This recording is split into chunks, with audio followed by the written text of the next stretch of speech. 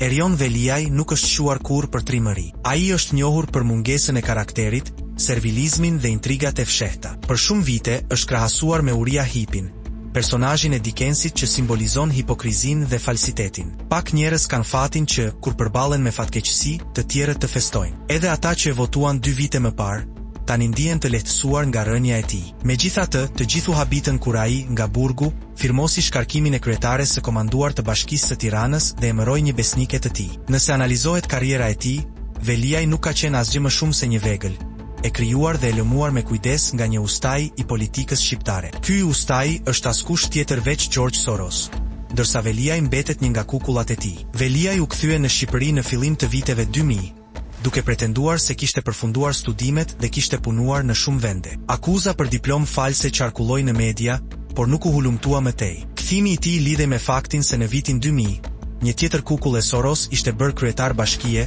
dhe projektuar si udhëheqës i ardhshëm i Shqipërisë. Për të ndihmuar këtë plan, Veliaj u angazhua në 2 lëvizje politike kryesore.